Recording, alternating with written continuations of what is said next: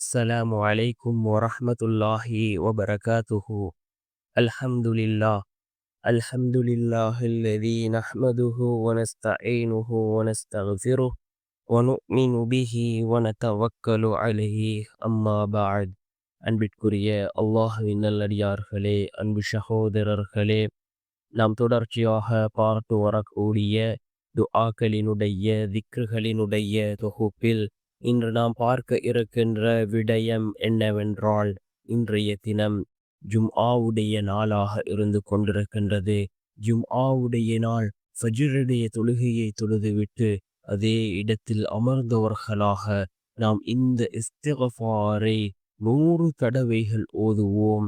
நாம் இதனை ஓதுவதன் மூலமாக அல்லாஹ் ஜல்ல சுப்ஹானஹு வ தஆலா நம்முடைய வாழ்க்கையில் அல்லாஹ் நல்ல விடயங்களை அல்லாஹ் ஏற்படுத்தி தருகின்றான். அதே போன்று நாம் எந்த விடயத்தை அல்லாஹ்விடம் கேட்கின்றோமோ அதனை அல்லாஹ் நமக்கு வழங்குகின்றான். நம்முடைய வாழ்க்கையில் உள்ள கவலைகள் கஷ்டங்களை அல்லாஹ் நீக்குகின்றான். சிறந்த நிம்மதியான சந்தோஷமான வாழ்க்கையை அல்லாஹ் நமக்கு வழங்குகின்றான்.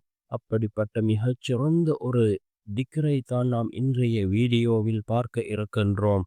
அன்பார்ந்தவர்களே, அல்லாஹ்வின் நல்லடியார்களே, அதிகமானோர் நம்முடைய சேனலை சப்ஸ்கிரைப் செய்யாமல் பார்த்து கொண்டிருக்கின்றீர்கள்.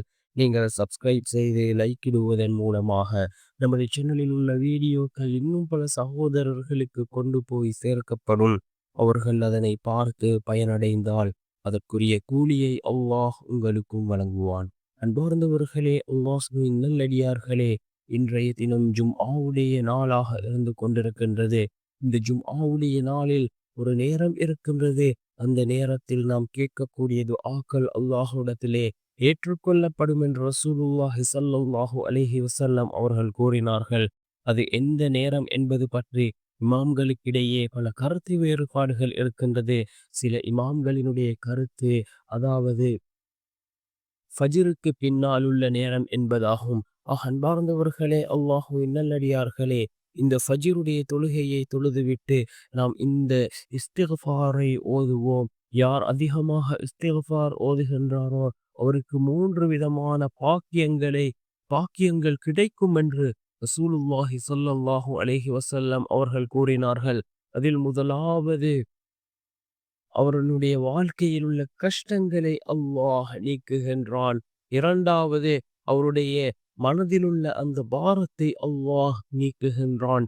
மூன்றாவது, அவர் நினைக்காத புறத்திலிருந்து அல்லாஹ் ரிஸ்கை கொண்டு வந்து சேர்க்கின்றான். இந்த 3 விதமான பாக்கியங்களும் யார் இஸ்திக்ஃபார் ஓதுகின்றாரோ அவருக்கு கிடைக்கின்றது. ஏராளமான இஸ்திக்ஃபார் இருக்கின்றது. இது மிகச்சிறந்த ஒரு இஸ்திக்ஃபார்.